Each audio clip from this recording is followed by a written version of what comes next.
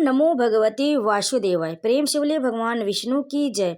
भक्तों, आज हम सुनेंगे मार्गशीर्ष माह की कथा, अध्याय 18। एक बहुत बड़े ऋषि थे कदर्म। वह बड़े तपी थे, बड़े जपी थे। श्री हरि के चरणों में उनका अनन्य अनुराग था। वे सांसारिक सुखों और चिंताओं से मुख मोड़कर दिन रात हरि के प्रेम सागर में डूबे रहते थे। उन्होंने अपने संपूर्ण अस्तित्व को श्री हरि के प्रेम में विलीन कर दिया था। कंदर्प के प्रेम और उनकी भक्ति पर हरि मुग्ध हो उठे। वे उनके समक्ष प्रकट होकर बोले, महर्षि, आपके प्रेम और आपकी भक्ति ने मेरे मन को विमुग्ध कर दिया। मैं आपके पुत्र के रूप में जन्म ग्रहण करूंगा। मैं आपको और आपकी पत्नी को दिव्य ज्ञान देकर सदा सदा के लिए अमर बना दूंगा। कर्दम मुनि श्री हरि के चरणों में झुक गए। उन्होंने अपने दोनों नेत्रों से आनंद के अश्रु गिराते हुए कहा, प्रभु, आपने मुझ पर जो महान कृपा की है वह आप ही के योग्य है। पर प्रभु, मेरी तो पत्नी है ही नहीं और मैंने विवाह न करने का निश्चय भी किया। श्री हरि मुस्कुराते हुए बोले, मुनिवर, मैं जानता हूँ आपको विवाह करना पड़ेगा। जिसने आपको वरण किया है वह एक दिन अपने आप आपके पास आएगी और आप उसे पत्नी के रूप में ग्रहण करेंगे। मैं पुत्र रूप में उसी की गोद में जन्म धारण करूंगा। भगवान श्रीहरि ने कर्दम को वरदान देकर चले गए। कर्दम पुनः जप और तप में संलग्न हो गए।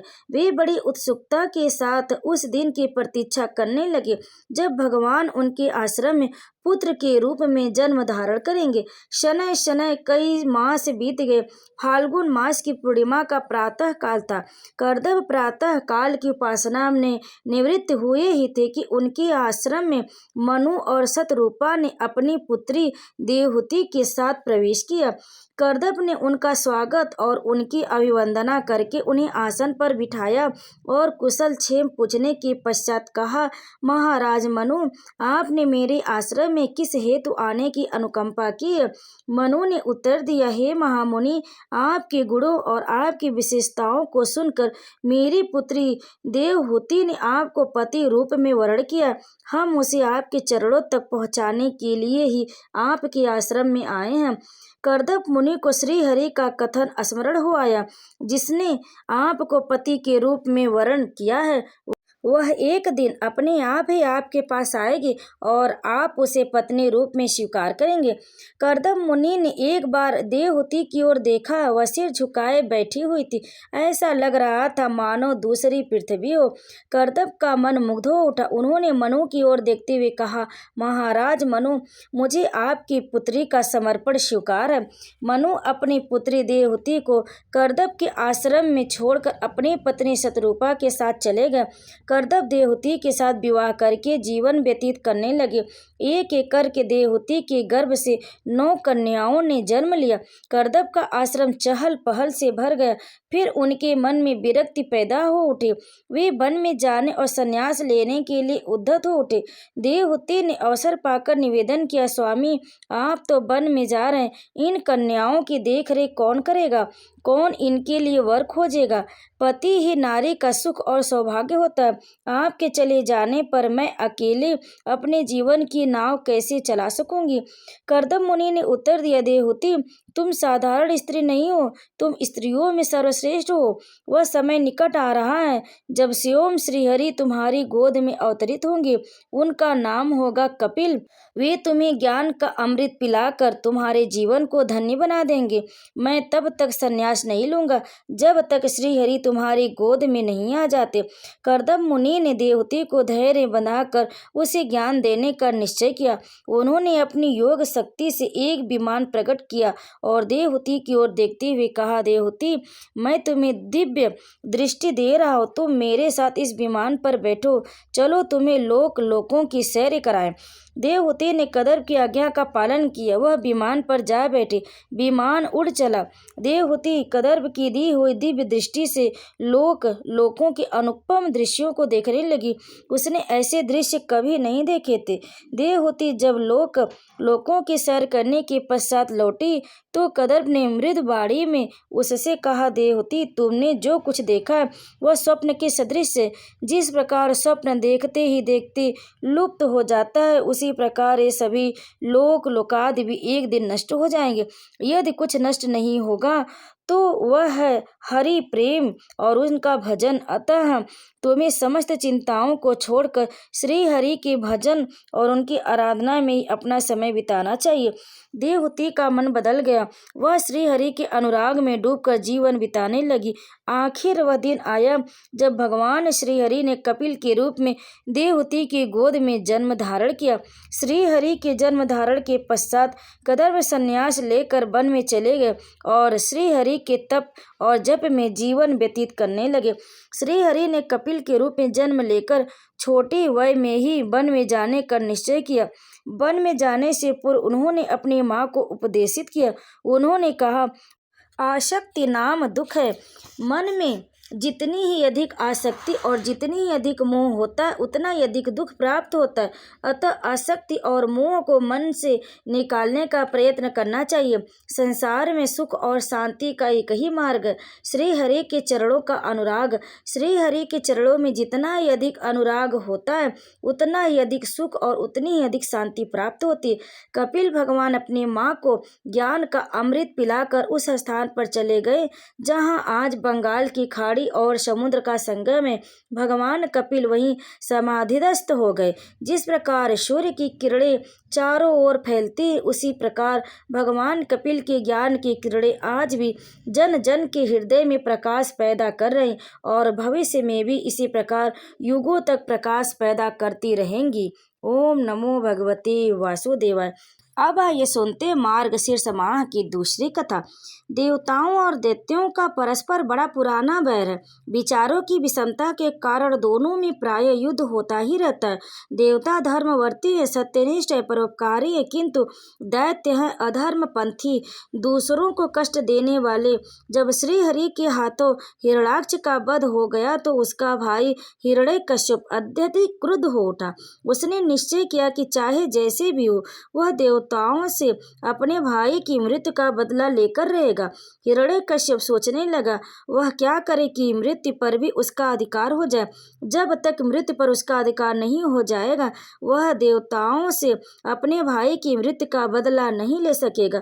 हिरण्यकश्यप मृत्यु पर विजय प्राप्त करने के लिए वन में जाकर ब्रह्मा जी को प्रसन्न करने के लिए तप करने लगा। देवताओं को जब यह ज्ञात हुआ कि हिरण्यकश्यप ब्रह्मा जी को प्रसन्न करने के लिए तप कर रहा है, तो उन्होंने उसके तप में विघ्न डालने का निश्चय किया। उन्होंने सोचा, यदि हिरण्यकश्यप का तप पूर्ण हो गया और उसे अमरता का वरदान मिल गया तो फिर उसे पराजित करना अत्यधिक कठिन हो जाएगा। अतः देवताओं ने सुअवसर पाकर हिरण्यकश्यप की राजधानी पर चढ़ाई कर दी।